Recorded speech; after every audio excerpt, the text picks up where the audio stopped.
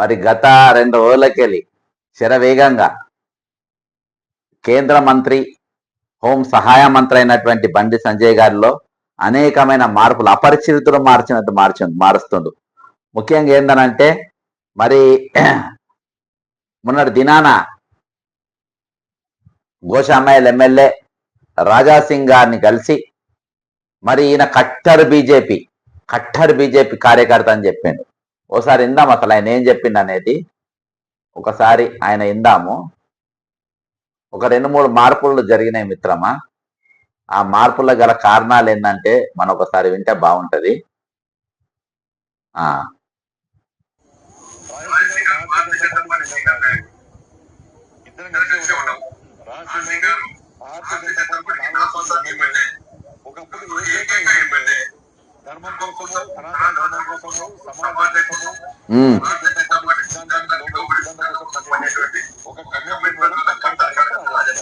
Okay, ఏమంటుండు సరే, ఇది పక్కన అర్థం. ఇప్పుడు ఈయన బీజేపీ రాష్ట్ర అధ్యక్షునిగా ఉండే ఈయన్నే చెప్పిండు. ఇప్పుడు ఈయన గెలిచిన ఏకైక ఎమ్మెల్యే, అప్పుడు గెలిచిన ఏకైక ఎమ్మెల్యే ఎవరంటే రాజాసింగ్ గారు అని చెప్పిండు. అటువంటి వ్యక్తికి మరి ఈరోజు ఈయన ఇది ఇంపార్టెన్స్ ఇవ్వకుండా, మరి ఆ రోజు ఫ్లోర్ లీడర్ ఇవ్వకుండా ఈయన ఎందుకు పక్కన పెట్టిండు? ఆయన ఫ్లోర్ లీడర్ ఎందుకు ఇవ్వలేదు? ఒకటే ఒక ఎమ్మెల్యే గెలిచింది కదా గట్టిగా. ఈరోజు సనాతన ధర్మం కోసం నిలబడ్డాడు, ఈరోజు ధర్మం కోసం నిలబడ్డాడు, దేశం కోసం నిలబడ్డాడు. ఈరోజు నువ్వు చెప్పినా చెప్పకున్నా ఎక్కడ ఏది జరిగినా ఆయన పై నిలబడతాడు. రాష్ట్రంలో కాదు, దేశ స్థాయిలో ఎక్కడ ఉన్నా దేశమంతా రాజాసింగ్ను గుర్తుపడతారు. కానీ తెలంగాణ మీరు ఎందుకు గుర్తింపియలేదు? నువ్వు కానీ కిషన్ రెడ్డి కానీ ఎందుకైనా ఫ్లోర్ లీడర్ ఇయ్యలేదు? ఈరోజు ఎన్నోసార్లు ఆయన ఒంటరి అయినట్టుగా ఎన్నోసార్లు కనబడ్డారు. ఒంటరిగా ఉన్నాను అనేది ఎన్నోసార్లు కనపరుచుకున్నారు ఆయన. కానీ ఈరోజు హఠాత్తుగా మీకు ఎందుకు అంత ప్రేమ ఆయన పైన పుట్టింది అనేది ఇది ఒక పెద్ద ప్రశ్న. ఈరోజు కారణం ఏంటనంటే పోయిన వారము, ఒక వారం రోజుల క్రితము వీళ్ళు ఇదే సేమ్ కట్టర్ దేశం కోసం, ధర్మం కోసం 500 రూపాయలకు లీటర్ పెట్రోల్ అమ్మినా పర్వాలేదు అని చెప్పుకునే గిరీష్ దారమని కేవలము నరేంద్ర మోడీ కోసమే, నేను ధర్మం కోసమే చిత్రగుప్త ఛానల్ పెట్టుకున్నా అని చెప్పి బాజాప్త కండువా వేసుకొని నిలబడ్డటువంటి గిరీష్ దారముని పైన ఇప్పుడు ఏవైతే బండి సంజయ్ గారు రాజాసింగ్ గారి గురించి చెప్పారో ఆనాడు ఆయన గురించి కూడా అదే భావన వీళ్ళందరికీ ఉండే. ఈరోజు ఆయన పైన దాడి జరిగిన తర్వాత ఈరోజు పెద్ద ఎత్తున 10 రోజుల క్రితము తెలంగాణలో ఉన్నటువంటి డిజిటల్ ఛానళ్ళు మొత్తం గిరీష్ ఇంటికి వెళ్ళి మరి ఆయన పరామర్శించి ఆయన పైన ఒక సంఘం కూడా ఏర్పడి తర్వాత మరి ఈయన పైన వస్తున్న విమర్శలు, ఆయన బీసీ కమ్యూనిటీ అనేది బయటకు వచ్చింది, ముదిరాజ్ కమ్యూనిటీ అనేది, ఫెరోషియస్ కమ్యూనిటీ అనేది బయటకు వచ్చింది. ఇది నా పెద్ద ఎత్తున నష్టపోతానేమో అనే డౌట్ వచ్చి ఈరోజు మరి ఇంతకంట అంటే దినేష్ దారమణి కంటే ఎమ్మెల్యే ఒక అడుగు పైన ఉన్నాడు కాబట్టి హిందుత్వ ఎజెండాలో నేను ఆయనను కలుపుకుంటే ఆ పేరు నాకు వస్తుంది, ప్లస్ కిషన్ రెడ్డికి వ్యతిరేకంగా నీకు నేను మద్దతుగా నిలబడతా అని చెప్పుకోవడానికి ఈరోజు మరి రాజాసింగ్ను అక్కడికి పోయి గోషామాయిల్కు వెళ్ళడం, ఆయనను పొగడడం. ఆయన కట్టర్ బీజేపీకి ఒకటే ఒక ఎమ్మెల్యే, ఇప్పుడు ఇద్దరు సిపిఎంలా ఒక్కడు ఎమ్మెల్యే గెలుస్తారు, ఒక్కరికి ఫ్లోర్ లీడర్ ఇచ్చేసిండ్రు. అప్పుడు ఇద్దరుంటే ఇద్దరు ఒకరికి ఇచ్చేస్తారు. కానీ బీజేపీగా అధ్యక్షుగా ఉన్న రోజులు ఆయనకెందుకు ఫ్లోర్ లీడర్? కిషన్ రెడ్డి ఎట్లయినా దొక్కిండు, అందరికి తెలుసు. మరి నీవెందుకు ఆయనకు నువ్వు ఫ్లోర్ లీడర్ ఇయ్యలేదు? ఈ రోజు ఎందుకు ప్రేమ వచ్చింది? ఒక దిక్కుకెళ్ళి కిషన్ రెడ్డి తొక్కుడు నన్ను, ఒక దిక్కుకెళ్ళి బండి సంజయ్ తొక్కుడు. వీళ్ళందరూ కలిసి లాస్ట్కి ఎట్లా వచ్చిందంటే వీళ్ళకు యాక్చువల్గా బీజేపీ అనేది ఒక పీక్ స్టేజ్, అంటే రేపు వచ్చే పార్టీ అధికారంలోకి వచ్చే అవకాశాలు ఉన్నాయి బీజేపీకి అని పోయే తరుణంలో దాడి చేపించి మళ్ళీ ఆయన పైన తప్పుడు ప్రచారం చేపించాను. నేను కొంతమంది ఆడోళ్ళ లేడీస్ మొత్తం ఆయన ఇంటి మీద పోయిండు, ఆడోళ్ళ మీద ఆయన తప్పుడు మాటలు మాట్లాడుతుంది కాబట్టి అన్నాను. వీళ్ళు ఒక ప్రూఫ్ చూపించాలి. నేను మాత్రం కొన్ని ప్రూఫ్లు కూడా చూపించిన. మళ్ళీ ఒకసారి ఆ ప్రూఫ్ చూపెడతాను మిత్రమా. ఒక్కసారి మళ్ళా వాళ్ళ ప్రూఫ్లు నేను చూపెడతా. ఇగో ఇదొక proof.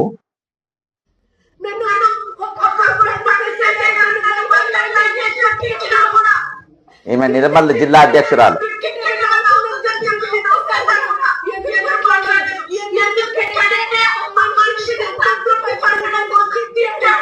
Proof number 1. Proof number 2 ఈమె పేరు చెప్పింది కదా. ప్రూఫ్ నంబర్ 2 కూడా నేను చూపెడతా. ప్రూఫ్ నంబర్ 2 ఈమె మాజీ బీజేపీలో పదవులు సీట్లు కావాలంటే కమిట్మెంట్స్ కొద్దిగా కొంతమంది నాయకులు ఇబ్బంది పడుతున్నారు అనే సమాచారం ఉన్నది కదా, ఇది నిజమేనా కాదు? దీనికి ఒకదాని ఆన్సర్ చెప్పండి. నిజం. కమిట్మెంట్స్ అడుగుతున్నారు అనేది నిజం. మాజీ రాష్ట్ర అధ్యక్షుడు ఉన్నప్పుడు జరిగింది ఈ విషయాలన్నీ కూడా. ఓకే, ఇక ముందు అవసరం లే, ఆల్రెడీ మొన్న వినిపించిన, మీరు లింక్ చూసుకోవచ్చు. ఈమె ఒక ఐపీఎస్ భార్య. ఈమె కూడా ప్రూఫ్ నంబర్ 2. ఓకేనా. ఇక అయిపోయిన తర్వాత ఇప్పుడు ఇది జరిగింది. గిరీష్ దారమోని పైన ఈయనతోని జరిగిన నష్టాన్ని పూరించుకోలేనికి ఈరోజు వీళ్ళు ఎవరు సర్టిఫికేట్ ఇవ్వాల్సిన అవసరం లేదు. బండి సంజయ్ సర్టిఫికేట్ కానీ, కిషన్ రెడ్డి సర్టిఫికేట్ కానీ, రాజసింగ్ అవసరమే లేదు. వాళ్ళు ఈరోజు ఆయన గోషామహల్ ప్రజలు కానీ, దేశంలో ఉన్న ధర్మం కోసము బీజేపీ కోసం నిలబడే వాళ్ళందరూ కూడా ఈరోజు రాజసింగ్ ను గుర్తుపడతారు. ఆయన గుర్తింపు ఆయనకు ఉంది. నీవు నీ మైలేజ్ కోసం అక్కడికి పోయినావు, నీకు జరుగుతున్న నష్టాన్ని పూరించుకోవడానికి అక్కడికి పోయినావు. సరేనా. ఇది నంబర్ 1. రెండో ప్రేమ ఎవరి మీద పుట్టిందంటే, ఇది తొలి ప్రేమ రాజసింగ్ మీద పుట్టింది. ఇక రెండో ప్రేమ ఎవరి మీద పుట్టిందంటే, ఈరోజు బాబాసాహెబ్ మన రాజ్యాంగ నిర్మాత, మన ప్రదాత అయినటువంటి బాబాసాహెబ్ అంబేద్కర్ గారి పైన కూడా బండి సంజయ్ గారికి ప్రేమ పుట్టింది. అంటే ఇవాళ జయంతి అయితే ఒక రోజు ముందే గడిగేసిండు. ఎందుకు గడిగింది అనేది ఒకసారి మనం చూద్దాం, ఆయన విజువల్ చూద్దాం. ఎందుకు గడిగింది అనేది నేను వినిపిస్తాను మీకు. అది కూడా ప్రూఫే. ఏదైనా ప్రూఫ్లతోనే మాట్లాడదాం. ప్రూఫ్లు లేకుండా మనం మాట్లాడద్దు. కాళ్ళు గడిగిండు, కాళ్ళు కడుపిండ గడిగిండు, కాళ్ళ దగ్గర క్యాండిల్లు పెట్టిండు, కాళ్ళ కాడ క్యాండిల్లు పెట్టిండు, అన్ని బ్రహ్మాండంగా చేస్తుండు. మరి ఈయన బండి సంజయ్ గారు నేరెళ్ల సంఘటన కంటే ముందు ఆయన ఎవరో ఏందో ఎవరికి తెలియదు. ఆయన ఒక కార్పొరేటర్ మాత్రము. అది ఎక్కడి వరకు, ఓన్లీ అప్ టు మన ఇక్కడి వరకే పరిమితం, మన కరీంనగర్ వరకే పరిమితం. కానీ జిల్లా స్థాయిలో కూడా ఆయన పూర్తిగా తెలియదు. అసలు రాష్ట్ర స్థాయిలో గెలిచిండు, ఎంపీ అయిండు నేరెళ్ల సంఘటన తర్వాత. ఈరోజు నేరెళ్ల సంఘటన వాళ్ళు మరి బండి సంజయ్ గారు ఈరోజు 8 సంవత్సరాలైన ఎస్సీ కమిషన్ల మా కేసు ఎందుకు బయటికి రాలేదు, మాకెందుకు న్యాయం జరగలేదు, కేంద్ర సహాయ మంత్రి అయిన తర్వాత ఇప్పుడు ఆయన మీద, నేరెళ్ల హరీష్ మీద కూడా ఈరోజు నెగిటివ్ ప్రచారాలు స్టార్ట్ చేశారు. మరి ఆ ప్రచారం ఏం చేస్తుండ్రు, ఆ ప్రచారం ఏమేం మాట్లాడిండ్రు, ఒకసారి ఎందుకు ప్రచారం చేస్తుండ్రు అట్లా అని చెప్పి నేరెళ్ల హరీష్ తోని కూడా మనం ఫోన్ చేసి మాట్లాడదాం. మనకు అన్ని ప్రూఫ్లతో సహా దాడులతో మాట్లాడించిన కదా, ఈయనతో కూడా మాట్లాడదాం.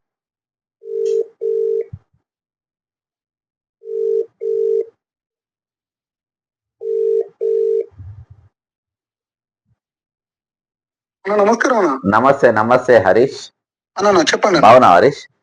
బాగున్నా. మీరు బాగున్నారన్నా? బాగున్నా హరీష్. ఎట్లుంది ఇప్పుడు మీ ఆరోగ్యం? ఎట్లుంటదన్నా, ఇక మా పరిస్థితి అంధకారమే. ఎంత చేసినా సంవత్సరం ప్రతిసారి దిగిపోతాం, కానీ దీంట్లో ఏమన్నా రికవర్ అయ్యే పరిస్థితి ఉంటదన్న. ఇక అంతేలే, కరెక్టే అన్న. ఇప్పటికి కూడా ఎవరు పని చేసుకునే పరిస్థితులు ఉన్నారన్న. ఎందుకు ఇప్పుడు మీ ఇష్యూ బయటకు తీసిన ఏకంగా కేంద్ర సహాయ మంత్రి అయిండు, మిమ్మల్ని మొత్తం కాపాడిండు, చచ్చిపోకుండా కాపాడిందంట. ఇవాళ ఒకటేసారి ఆయనకు బండి సంజయ్ గారి గురించి నేను చెప్తున్నా. అప్పుడు కార్పొరేటర్ ఉండే కదా, ఇప్పుడు ఇవాళ ఏకంగా బాబాసాహెబ్ గారి, అంబేద్కర్ గారి కాళ్ళు ఒక రోజు ముందే గడిగిండు దినాన. అంటే ఒకటేసారి అంటే రాజా సింగ్ గారి మీద కూడా ఆయన బీజేపీ అధ్యక్షునిగా ఉన్నప్పుడు ఆయన ఈగను చూసినట్టు చూసిండు. ఆయన దేశమంతా గుర్తుపడుతుంది రాజా సింగ్. అటువంటి వ్యక్తికి ఒకడే ఒక ఎమ్మెల్యే గెలిచినా కానీ ఆయన అధ్యక్షునిగా ఫ్లోర్ లీడర్ కూడా ఇవ్వలేదు. తొక్కిండు కిషన్ రెడ్డి ఒక దిక్కు దొక్కి, నేను ఒక దిక్కు దొక్కిండు.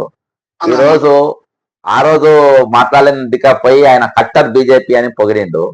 మళ్ళా ఈ రోజు నేను నిన్న మొన్న వీడియోలు కూడా కొన్ని చూసిన, వీళ్ళ ట్రోల్స్ కూడా చూసిన. ఈ రోజు బాబాసాహెబ్ అంబేద్కర్ కాళ్ళు ఒకటేసారి ఆయన కాళ్ళు గడగడానికి గల కారణాలు ఏంటి అంటే నువ్వు నాకు గుర్తుకొచ్చిన ఒకటేసారి ఏదో ఉన్నది దీని వెనక అనే మర్మం ఉన్నది. వెనక నీ మీద వీడియోలు కూడా అవుతున్నాయి, నువ్వు కూడా వీడియోలు చేసినావు. కారణం ఏం చెప్పగలుగుతావా హరీష్? చెప్తానా.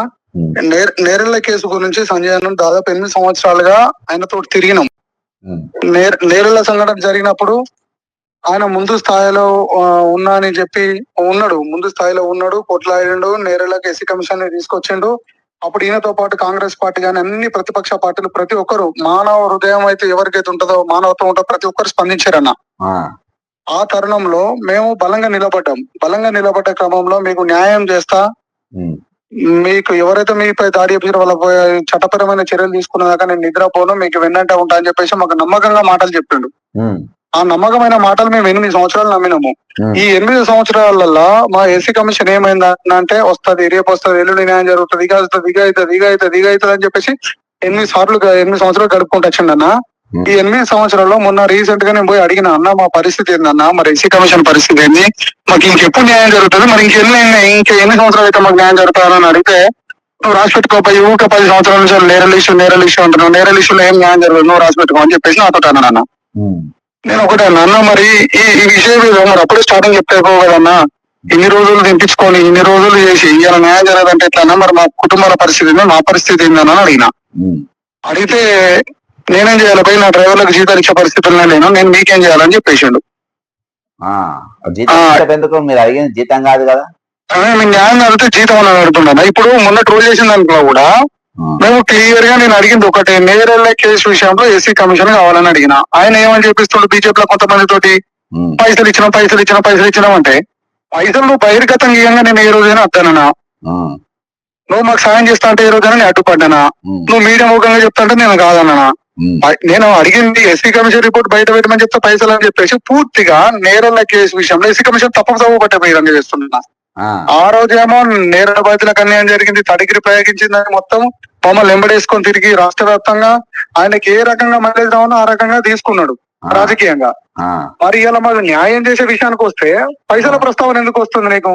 ఆ, పైసల ప్రస్తావన ఎందుకు వస్తుంది? ఆ, పైసలు మేము బహిర్గతంగా మా కుటుంబాలను ఆదుకుంటా అంటే మేము వద్దన్నామా, ఉమ్, లేకపోతే ఏ పార్టీ అయినా అడ్డుపట్టదా?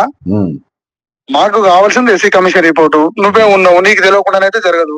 ఉమ్, నేరెళ్లకు పిలిపించిండు, ఎస్సీ కమిషన్ ఏర్పాటు చేసిండు. వాళ్ళు క్లియర్ గా నేరెళ్లలో ప్రజా కోర్టు పెట్టి చెప్పారు, ఉమ్, బాధితులపై ఎవరైతే థర్డ్ డిగ్రీ చేశారో విశ్వజిత్ కంపాటి ఐపీఎస్, ఎస్ఐ రవీందర్, ఇతర పోలీసు సిబ్బంది పైన ఉమ్, ఫస్ట్ వాళ్ళపైన SC and ST atrocity case నమోదు చేయాలి. ఉమ్, బాధితులు ఎవరైతే ఉన్నారో వాళ్ళ జీవితాలు అంధకారంగా ఉంటాయి కాబట్టి, పని చేసుకొని బతకలేరు కాబట్టి, ఉమ్, వాళ్ళ కుటుంబానికి 3 ఎకరాల భూమి, ఒక ప్రభుత్వ ఉద్యోగము, ఆర్థికంగా సాయం చేయాలని చెప్పేసి మాట్లాడారు. ఉమ్, నేను ఈ విషయం అడిగినప్పటి నుంచి 8 ఏళ్ల నుంచి ఇలాంటి రిపోర్ట్ లేదన్నా. ఆ, మొన్న 2-3 రోజుల కింద నేను బాగా బలంగా ప్రశ్నిస్తే ఆ, అంత మొన్న ఎస్సీ కమిషన్ తోటి హడావిడి ఒక రిపోర్ట్ రిలీజ్ చేశారు. ఆ రిపోర్ట్ లో ఏముందన్నా, గత 2017లో జరిగిన తర్వాత ఎస్సీ కమిషన్ రిపోర్ట్ ఎన్ని రోజులు పడతాయన్నా మనకు రిపోర్ట్ ఇవ్వడానికి? ఒక వారం రోజులు, వారం 10 రోజులు, వారం 15 రోజులు, 45 days, 2 months అనుకుందామన్నా. ఇంకా అంతే. అంటే 2 months అంటే 2017లో ఇచ్చే రిపోర్ట్ 2025లో ఇట్లా వచ్చింది రిపోర్టు. ఉమ్, అంటే నేను ఒక వీడియో నీకు వ్యతిరేకంగా ఒక మాట మాట్లాడితేనే నువ్వు అంత బాధపడితే, మరి 8 మంది కుటుంబాలు సర్వనాశనమై నడవలేక, బతకలేక, సావలేక మేము మా జీవితాలను నిలదీస్తుంటే, ఉమ్, ఇవాళ నిన్న 2-3 రోజుల కింద కమిషన్ రిపోర్ట్ రిలీజ్ చేసి పోలీసులు యాక్షన్ తీసుకోవాలని ఇచ్చారు. ఆ కమిషన్ రిపోర్ట్ లా మాకు ఫేవర్ గా లేదన్న. అంటే మామూలుగా మనం పోలీసులు యాక్షన్ తీసుకోమనే అంశాన్ని అయితే ఉన్నది, కానీ ఉమ్, సోషల్ మీడియాలో ఎస్సీ కమిషన్ కు ఉల్టా మాట్లాడుతున్నారు కాబట్టి అట్లా తీసుకుంటే చట్టపూరితము మేము చర్యలు తీసుకుంటామంటే, మరి అదే ఎస్సీ కమిషన్ నేరెళ్ల బాధితుల విషయంలో ఎంటర్ అయ్యి ఇంతవరకు ఎందుకు న్యాయం చేయలేకపోతుంది? సరే ఎస్సీ కమిషన్ అమ్ముడు పోలేదు అనుకుందాం మనం, ఉమ్, ఓకేనన్నా. ఇప్పుడు కేంద్రము పరిధిలో ఎస్సీ కమిషన్ ఉంటుంది, దానికి కాంగ్రెస్ కు సంబంధం ఉండదు, టీఆర్ఎస్ కు సంబంధం ఉండదు, ఇంకా వేరే ఎవరికి సంబంధం ఉండదు. ఇప్పుడు అప్పుడు నువ్వు కార్పొరేటర్ నేరల్ ఇష్యూ అయినప్పుడు కార్పొరేటర్ స్థాయిలో ఉన్నావు. ఉమ్, ఈ రోజు ఉమ్, కార్పొరేటర్ స్థాయి నుంచి కేంద్ర మంత్రి అయినావు. ఉమ్, నువ్వు కార్పొరేటర్ స్థాయిలో ఉన్నప్పుడు కరీంనగర్ తప్ప ఎవరు తెలియదు. ఉమ్, ఇలా ఆయన కొంతమంది వీడియోలు చేపిస్తుండ్రు, ఇలా నేరల సంఘటన అయింది బండి సంజయ్ లేకపోతే నేరల బాధితులు లేరని చెప్తుండు. ఉమ్, ఈ విషయం వాస్తవమే, ఇది నేను 100% యాక్సెప్ట్ చేస్తా. అదే నేను చెప్పగలుగుతున్నాను మీ వేదిక ద్వారా, ఉమ్, నేరల బండి సంజయ్ లేకపోతే నేరల బాధితులు లేరనేది ఎంత నిజమో, ఉమ్, నేరల ఇష్యూ లేకపోతే బండి సంజయ్ లేననేది కూడా అంతే నిజం. అది వాస్తవం. అది ఇలా ఆయన ఇది జగమెరిగిన సత్యం. తెలంగాణలో ఉన్న ప్రతి యువకునికి, ప్రతి అక్క చెల్లెలు అందరికీ తెలుసు. బండి సంజయ్ నేరల్ ఇష్యూ కాకముందు కార్పొరేటరు, నేరల్ ఇష్యూ అయిన తర్వాత కేంద్ర మంత్రి. ఇలా నేరల్ ఇష్యూలో బాధితులకు ఎండగా ఉన్నది ఎంత నిజమో, బండి సంజయ్ కి ఇలా కేంద్ర మంత్రి అవడానికి కూడా కారణం నేరల్ ఇష్యూయే. ఉమ్, మేము ఎక్కలేని స్టేజ్ లేదన్న, ప్రతి స్టేజ్ ఎక్కినాము, ఆయన కోసం ప్రచారం చేసినాము. 2 సార్లు ఎంపీ పోటీ చేస్తే, ఎమ్మెల్యే పోటీ చేస్తే ప్రతిసారి సంజయ్ కాపండి బల్ల గుద్దినట్టు చెప్పినాము. మరి ఇలా మాతోటి కూడా నువ్వు కేంద్ర మంత్రి అయినావు కదా, అది ఎందుకు చెప్తలేవు? మరి దాని గురించి కూడా చెప్పాలి కదా. ఒక్కసారి నువ్వు డైరెక్ట్ కార్పొరేట్ నుంచి డైరెక్ట్ ఎంపీ అయిపోయినావా? అంతే కదా, కాలేదు కదా. తెలంగాణ సమాజం చూసిరు కదా. మేము కూడా ఇప్పటికి కూడా ఏం ఆయన మీద అబద్ధాలు చెప్పడానికి లేమన్నా. ఆయన నేరల్ ఇష్యూలో కష్టపడ్డాడు, తీసుకొచ్చిండు. మరి ఇవాళ నువ్వు ఎందుకు న్యాయం చేయలేకపోతున్నావు? నీకు ఎక్కడ అర్థమవుతుంది మాకు న్యాయం చేస్తే? ఎస్సీ కమిషన్ రిపోర్ట్ నువ్వు ఎందుకు బయటకెళ్తే? నువ్వు అప్పుడు కార్పొరేటర్ స్థాయిలో ఉన్నావు, ఇప్పుడు ఎంపీ అయినావు, మంత్రి అయినావు. మంత్రి హోదాలో మళ్ళా ఈ ఐపీఎస్ లో మీద ఒక బాస్ అయినా, ఐపీఎస్ లో అందరికీ ఒక బాస్. అవును, నీ చేతిలో ఉంది ఇవాళ పవర్. ఎస్సీ కమిషన్ రిపోర్ట్ పెద్ద బాస్ అబ్బా. ఇప్పుడు ఆయన రాష్ట్రంలో హోంమంత్రి లేడు కాబట్టి, ముఖ్యమంత్రి హోంమంత్రి కాబట్టి ఇద్దరు కూడా ఇవాళ పెద్ద బాస్ లెక్కనే ఉన్నారు. మీరు ఇప్పుడు ఆయన ఐపీఎస్ ల మీద బాస్ ఉన్నాడన్న, నీ చేతిలో పవర్ ఉంది. ఎస్సీ కమిషన్ రిపోర్ట్ నిన్న ఇవాళ ఎందుకు వచ్చింది? 2017 ఎందుకు రాలేదు? ఇవాళంతా సడన్ గా ఎందుకు వచ్చింది అంటే, ఈయన గురించి మంచిగా చెప్పి స్టేజ్ లెక్కి అన్న కాపాడి అంటేనేమో ఆ రోజు హరీష్ మంచోడు అయిండు. ఈ రోజు నేరల కేసులో ఎస్సీ కమిషన్ రిపోర్ట్ ఎటుపోయింది అనంటే, హరీష్ లంగాయిండు, దొంగాయిండు, మొత్తం బ్లాక్ మెయిలర్ అయ్యిండు. బ్లాక్ మెయిల్ రాజకీయాలు చేస్తుండే, నేను పైసలు తీసుకున్నాడు ఇవన్నీ అన్న. నేను బ్లాక్ మెయిల్ రాజకీయాలు చేసి నేనేమన్నా రాష్ట్రానికి ముఖ్యమంత్రి అయ్యేది ఉన్నదా? లేకపోతే కేంద్రానికి ప్రధానమంత్రి అయ్యేది ఉన్నదా? నేను ఎమ్మెల్యే అయ్యేది ఉన్నదా? ఎంపీ అయ్యేది ఉన్నదా? నేనేం బ్లాక్ మెయిల్ రాజకీయాలు చేస్తానా? నాకు అన్యాయం జరిగిందనే నీ దగ్గరకు వచ్చినాము. నీ దగ్గరకు వస్తే నువ్వు న్యాయం చేయాల్సింది పోయి అన్యాయం చేసిన వాళ్ళకంటే ఎక్కువ నువ్వు అన్యాయం చేస్తాయి. ఇలా మేము ప్రశ్నించొద్దాం మరి? నేను అంతే కదా, నేను అడగొద్దా మరి? ఇంకా 8 ఏళ్ళు అవుతుంది, ఇప్పటికే చాలా లేట్ అయింది. 8 సంవత్సరాలకు ఒక కేసులో, ఇంత దేశవ్యాప్తంగా సంచలనం సృష్టించిన కేసులో ఇలా కేంద్రంలో మీరు అధికారం ఉండి మాకెందుకు న్యాయం చేయలేకపోతారు? అది బహిర్గతం చేయాలి కదన్నా. మాకు న్యాయం చేస్తా అంటే మరి నిన్న ఎవరైనా అడ్డుకున్నారా? మరి ఆ విషయం కూడా చెప్పాలి కదా. ఇప్పటికి కూడా నేను సంజయ్ ఒకటి చెప్తున్నా, కేంద్రంలో మీరు అధికారం ఉన్నారు. ఎస్సీ కమిషన్ నీ రిపోర్ట్ నామమాత్రంగా నిన్న మొన్న ఒకటి రిలీజ్ చేసి ఇక మా చేతులు అయిపోయింది, దులుపుకునే పరిస్థితి లేదు. ఆ రోజు ఏవైతే మీడియా ముఖంగా ప్రజాకోట్లు ఏవైతే విషయాలు చెప్పారో ఆ రూపకంగా లెటర్ మాత్రం రావాలి, అంతే కదన్నా. ఇప్పుడు మీడియాలో ఒకటి చెప్పి నువ్వు లెటర్ ఒకటి రిలీజ్ చేస్తే ఎవరికి న్యాయం జరుగుతా అని ఏమున్నది? ఒక్కసారి అందరు, నేను బీజేపీ కార్యకర్తలతో పాటు తెలంగాణ సమాజాన్ని కూడా అందరూ అడుగుతున్నా, మీడియా ముఖంగా ఏం చెప్పారు? ఎవిడెన్స్ పేపర్ ప్రకారంగా ఏమి ఇచ్చారు? కనీసం కొట్టిన ఎస్పీ విశ్వజిత్ కంపాటి పేరు అందులో మెన్షన్ చేయలేదు, ఎస్ఐ రవీంద్ర పేరు మెన్షన్ చేయలేదు, అందులో అట్రాసిటీ కేసులు పెట్టాలని కూడా మెన్షన్ చేయలేదు. మరి ఎస్సీ ఎస్టీ అట్రాసిటీ చట్టము నామమాత్రంగా ఉంటుందా, ప్రజల కోసమే పనిచేస్తుందా? అంతే కదా, వాళ్ళ పేర్లు పెట్టకుండా అదే రిపోర్ట్ అబ్బా. ప్రజల కోసం పనిచేసినప్పుడు మేము వాళ్ళ మీద అలిగేషన్ చేసినప్పుడు మీరు వచ్చి పూర్తి స్థాయి ఎంక్వైరీ చేశారు, మీరు కూడా వీడియో రికార్డ్ చేశారు.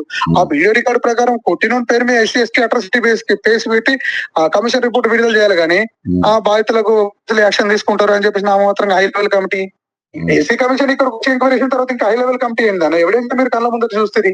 అంతే. ఇప్పుడు దేశవ్యాప్తంగా ఉన్న నాయకులు ప్రతి ఒక్కరు, బీజేపీ వాళ్ళు, టీఆర్ఎస్ వాళ్ళు, కాంగ్రెస్ వాళ్ళు ప్రతి ఒక్కరు వచ్చి మా గాయాలు చూసారు, మమ్మల్ని పరామర్శించారు. కుల సంఘాలు వచ్చినాయి, నాయకులు వచ్చారు, యువ సంఘ నాయకులు, ప్రతిపక్ష నాయకులు అందరూ వచ్చి చూసారు కదా. మీ కళ్ళ ముందటనే కదన్నా మా గాయాలు కనబడ్డది, మీరే కదన్నా ప్రత్యక్ష సాక్ష్యం అందరం. అవును. మరి ఇంత ప్రత్యక్ష సాక్ష్యం ఉండగా ఇంకా కోర్టులలో మమ్మల్ని ఇంకా చట్టాలల్లో ఇంకా కమిషన్ రిపోర్ట్లలో ఇంకా అబద్ధాలు రాయడం ఎందుకన్నా? అంతే కదా. నేను ఇదే బండి సంజయ్ ఇదే మీ వేదిక అడుగుతున్నా అన్న, తెలంగాణ ప్రజల సాక్షిగా, తెలంగాణ దళితుల పక్షాన నిజంగా నువ్వు నిలబడ్డట్టయితే, నువ్వు నిజంగా దళితుల మీద ప్రేమ ఉంటే, నిజంగా నీకు అంబేద్కర్ మీద ప్రేమ ఉంటే, నేరేళ్ల బాధితులమైన మాకు నువ్వు కేంద్ర ప్రభుత్వం నుంచి ఎట్లాంటి సాయం చేసి మాకు ఎస్సీ కమిషన్ రిపోర్ట్ తెప్పిస్తావో, తెలంగాణ అందరికి సమాజం దగ్గర పవర్ ఉంది, నీ పవర్ యూజ్ చేసి మాకు న్యాయం చేయి. మా దళిత సామాజిక వర్గాల చిన్న వాళ్ళ మీద నువ్వు మా మీద కక్ష సాధింపు చర్య చేస్తే నీకేం లాభం అవుతుంది? అంతే కదా. ఇప్పటికే మేము శారీరకంగా మానసికంగా అన్ని రకాలుగా ఓడిపోయి మేము ఒక శరీరాలు కనబడుతున్నాయన్నా, బతికే పరిస్థితి లేదన్నా. మా మీద నువ్వు ఇంకా దుష్ప్రచారం చేస్తానా నీకు మంచిది కాదు, నీ కుటుంబానికి కూడా మంచిది కాదు.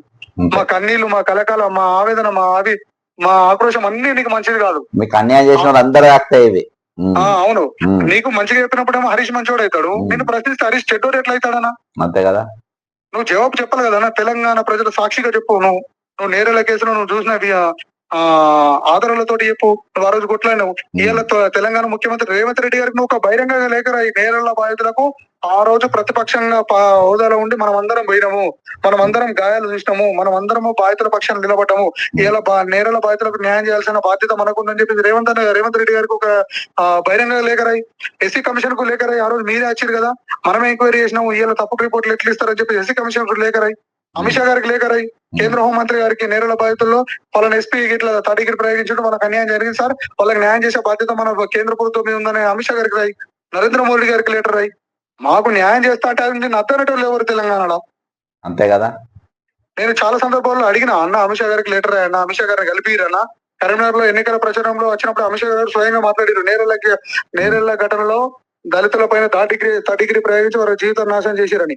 ఆ రోజు కలిపి అన్న అడిగిన. నరేంద్ర మోడీ గారు వచ్చినప్పుడు కూడా కలిపియమని చెప్పిన.